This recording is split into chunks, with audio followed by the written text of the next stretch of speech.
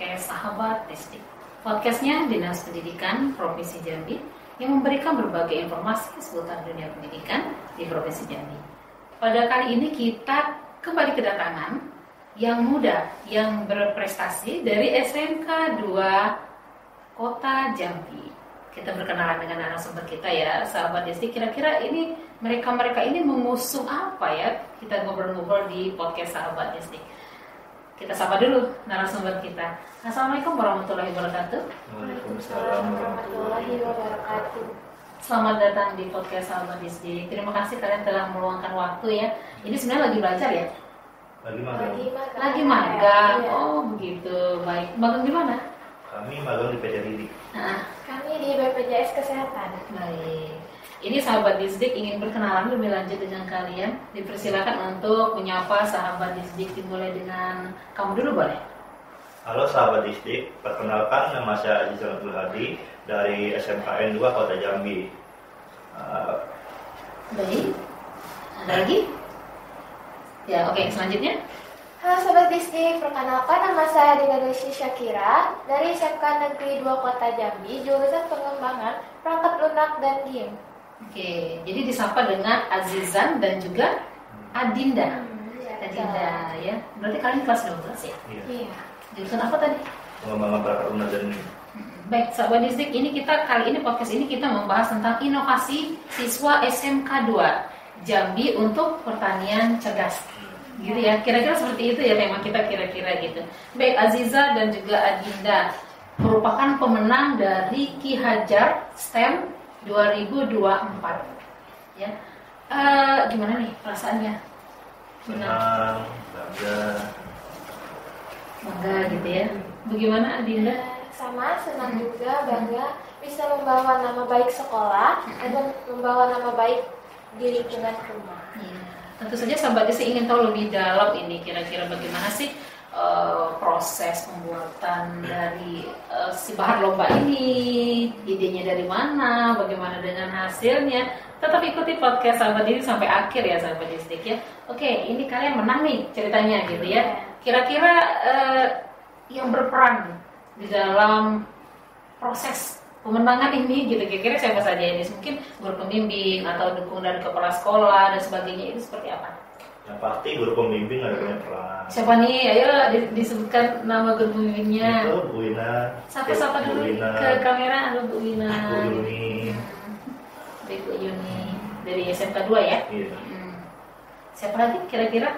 Ada lagi orang tua pasti ya? Iya, orang tua pasti, Iya. teman-teman juga, keluarga juga, Iya, baik. kepala sekolah terutama juga. Kepala sekolah. Terima kasih kepada kepala sekolah. Namanya siapa Ibu kita nih? Bu Loro. Bu Loro. Baik. Nah, jadi kita membahas tentang ini lomba proyek lah ini jatuhnya gitu ya. Kira-kira apa sih yang melatar belakangi kalian memilih tema ini gitu? Ini apa sih namanya? Nama apa? Papai Optimizer. Oke. Kenapa kalian memilih itu? Boleh Adinda dulu. Karena kami mengikuti pembelajaran di sekolah juga melalui basis teknologi dan dari pihak sekolah juga mengizinkan kalau memilih tema itu sesuai juga tema di Ki Hajarnya tentang iklim juga. Dan iklim juga. Oh gitu. Aquapaint. Optimizer. Iya. Ada ide yang lain kira-kira masih sama? Ya, awal kan kami mengikuti tema. Nah, kami ikut tema itu kami lihat komoditas di Jambi itu apa yang besar kan. Nah, rupa komoditas Jambi itu rupa ada nanas ditangkit. Nah, jadi kami ada kayak ke agrowisata. Nah, itu kami tanya-tanya ke petaninya. Ini ada masalah atau kesulitan itu.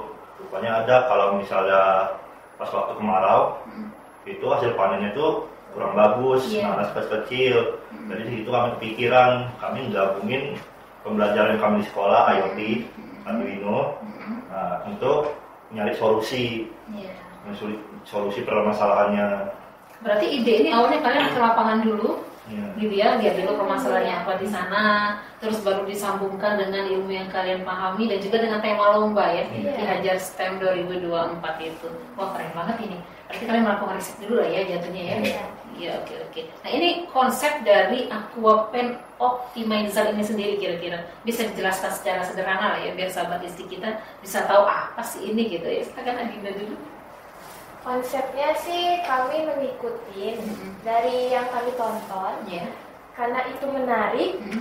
Jadi kami membuat itu karena yang mudah dipahami juga dan suka banyak orang, dan terutama kami mengambil itu karena gak terlalu susah juga.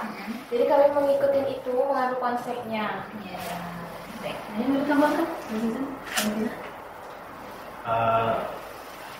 Ini kira-kira teknologi seperti apa yang digunakan dalam alat ini? Kami ini pakai teknologi Arduino microcontroller. Jadi sini kami kayak buat alat penyiram otomatis gitu, dari menggunakan sensor kelembapan tanah.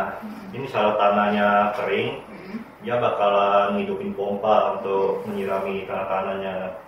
Jadi hasil panennya bisa lebih bagus lagi karena tidak kekeringan lagi tanahnya. Oh, berarti alat itu ditanam gitu ya? Iya, dimasukkan ke dalam tanah gitu. Iya. Oh, jadi dari situ bisa kelihatan ini kelembapannya misalnya kalau kurang gitu ya. Jadi ini pompanya itu gimana? Apakah kita secara manual memutar pompanya atau otomatis? Misalnya tanahnya kering, dia kan dicek sama sensornya. Nanti dia ngirim sinyal gitu ke alat untuk ngidupin pompa. Pompanya hidup bisa nyirami. Jadi secara otomatis seperti itu ya. Bisa terkontrol berarti kelembapan tanah gitu ya. Oke, baik. Nah, ini cara kerja alat ini dari awal hingga mampu mengatur penyiraman tanaman secara otomatis seperti apa? Teknis ini kira-kira. Pertama tuh ya kan ada sensor kelembapan tanah. Yang ngecek apakah kelembapan tanahnya apakah di bawah 40%, sekitar 40%, misalnya jadi di bawah 40%, maka dia bakalan ngirim sinyal ke microcontroller. Microcontroller itu dia bakalan ngirim sinyal ke relay. Relay ini untuk menghidupkan pompanya. Jadi dia pompanya hidup. Nah, misalnya kelembapan tanahnya udah di atas 40%, nah, nanti dia bakalan mematikan relaynya lagi untuk mematikan pompanya juga. Oh, seperti itu cara kerjanya. Ada mau ditambahkan? Kira-kira cukup? Oke, baik sahabat Istik, ini menarik sekali ya perbincangan kita kali ini. Tetap di podcast Sahabat Istik.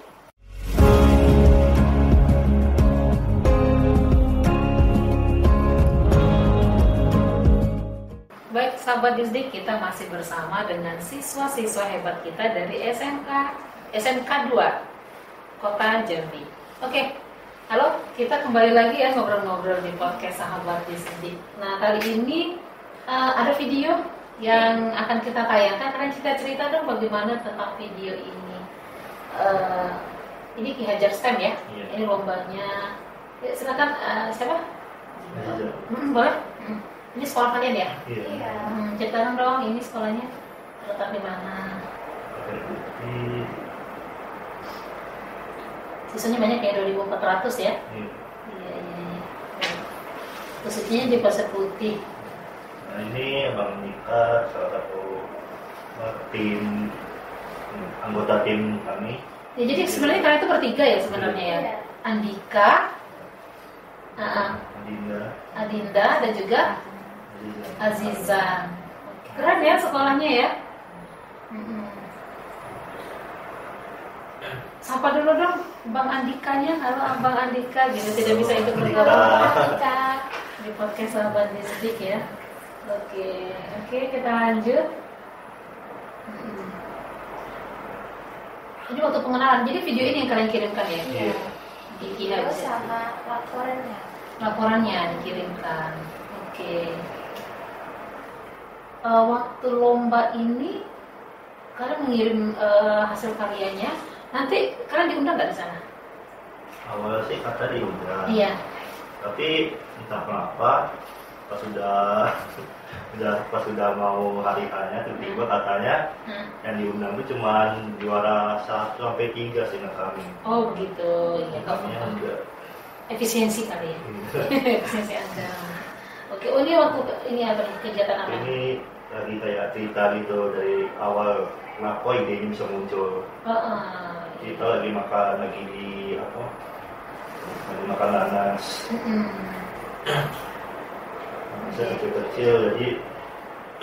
Jadi Tadi itu diskusi ya, diskusi gitu ya, kira-kira. Nah ini ya lokasinya.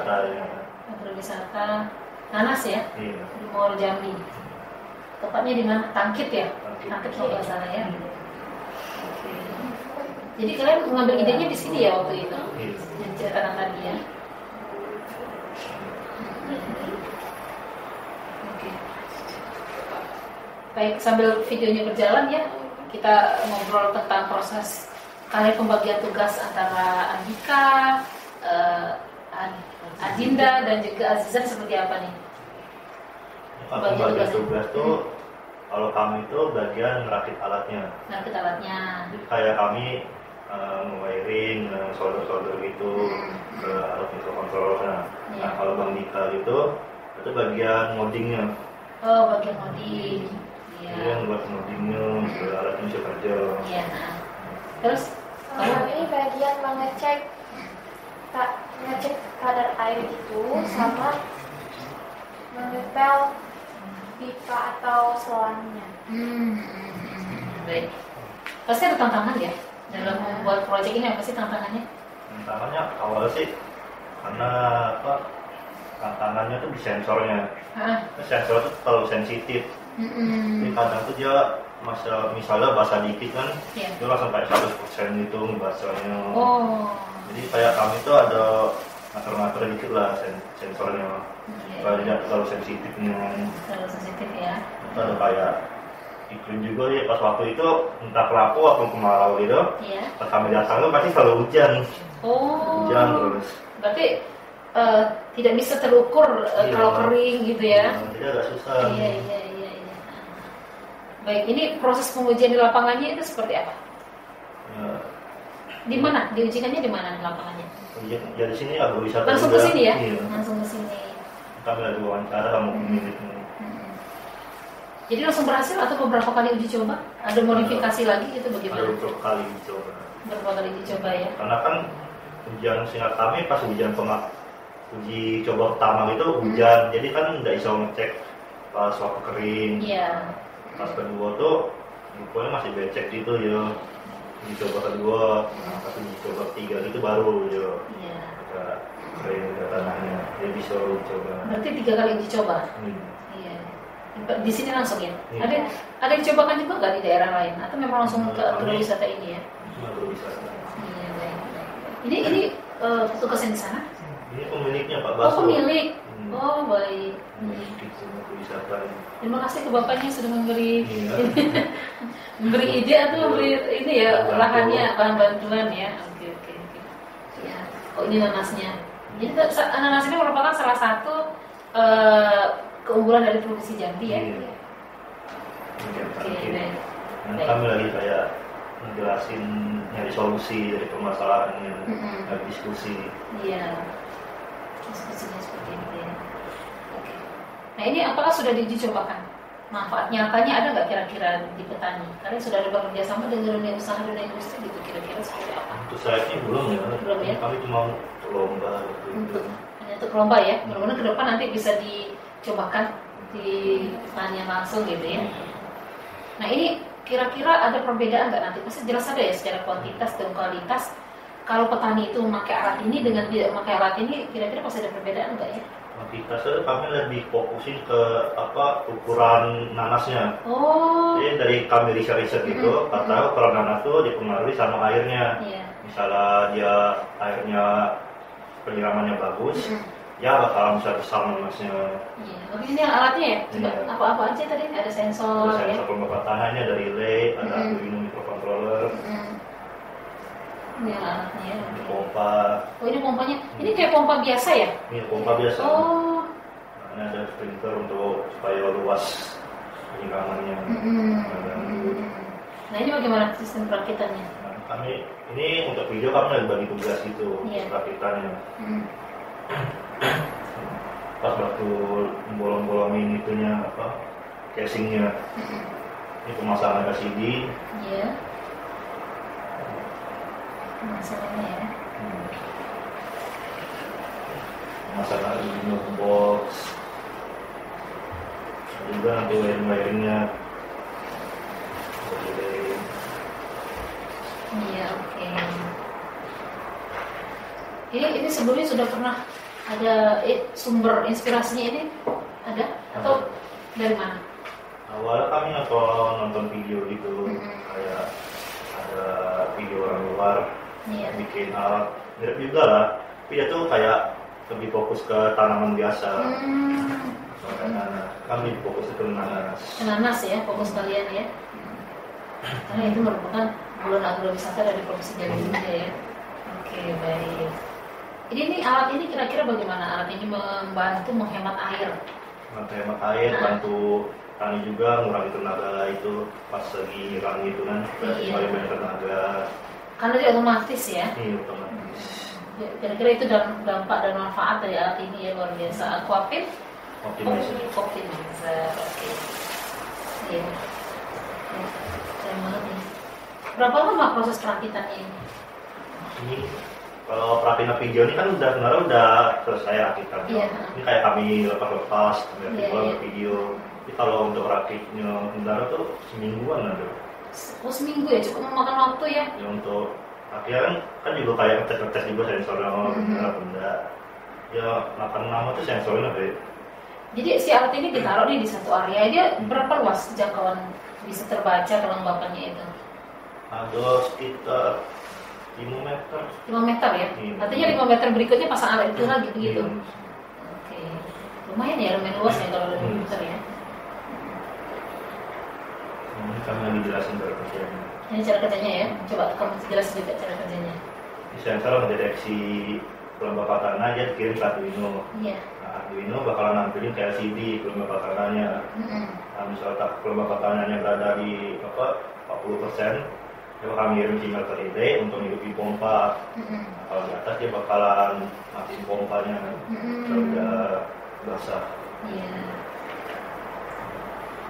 Jadi dia bisa mengirim sinyal ya.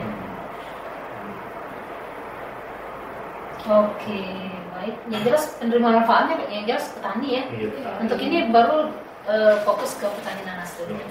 Dan tidak menutup kemungkinan petani-petani yang lain juga bisa.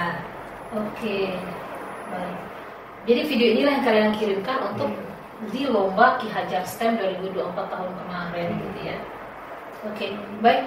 Kira-kira ini kita balik ke pengalaman lomba ya Adinda. Ini bagaimana proses kamu mengikuti lomba ini mulai dari awal sampai ke final ya, jatuhnya final lah ya, masuk 5 besar ya di seluruh Indonesia. Silakan Dinda ceritakan. Pertama-tama itu mengerjakan soal yang diberikan bertahap-tahap dan di pertengahan nanti itu ada dari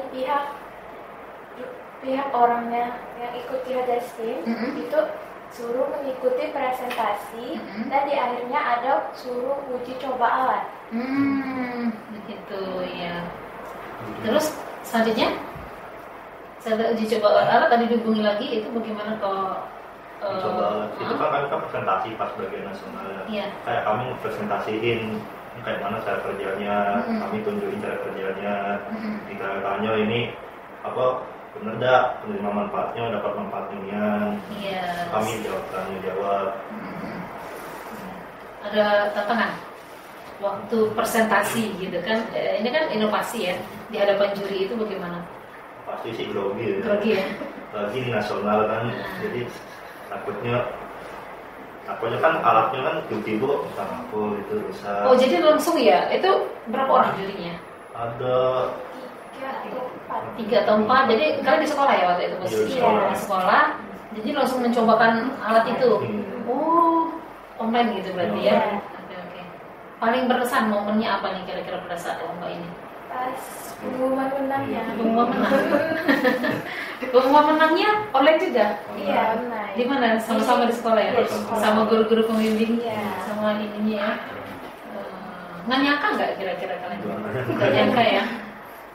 Saingannya apa nih kira-kira dari provinsi lain yang berat itu? Yang kalian tertarik itu kayaknya negara nih gitu. Saingannya ada waktu itu ada yang bikin kayak panel surya gitu ya. Atau ada juga yang bikin kayak bahan bakar dari biji apa gitu dia. Ada bikin. Kan melihat tuh kayak rasa pesimis gitu kan. Iya, keren-keren ya mereka kayaknya ya gitu ya.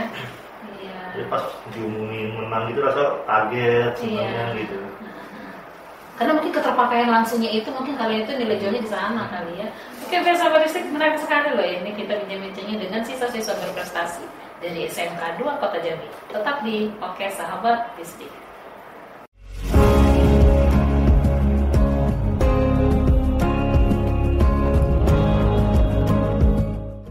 Baik sahabat Disdik, kita lanjut kembali ngobrol-ngobrol hebat kita dengan siswa dari SMK 2 Kota Jambi. Ini terkait dengan alat yang kalian inovasi ini ya, inovasi kalian dan juga tentang lomba ini gitu. Harapan dan perkembangannya ini khusus untuk alat nih, kira-kira seperti apa? Harapan kalian apakah mungkin ke depan akan dikonekkan dengan smartphone atau seperti apa gitu kira-kira?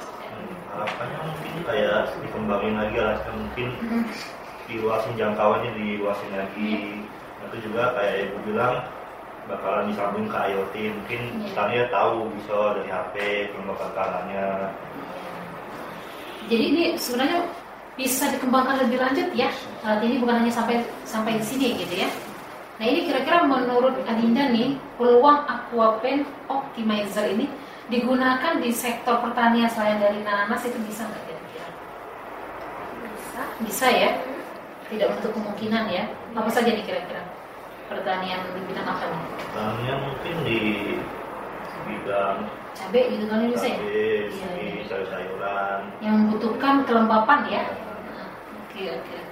Nah ini, kalian ini kan anak-anak SMK ini tidak banyak nih dari siswa-siswa SMK kita yang mungkin berkesempatan, yang mendapat peluang seperti kalian membuat inovasi teknologi. Ada motivasi nggak buat teman-teman ini seperti apa? Ayo boleh dari Azizan dulu, silakan disampaikan ke sahabat Disdik.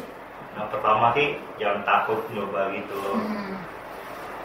Jangan takut mencoba. Dan tuh misalnya ada lomba, ikutin baik. Misalnya walaupun nggak pede, tidak menang gitu, tetap deh ikut. Kan lumayan dapat pengalaman.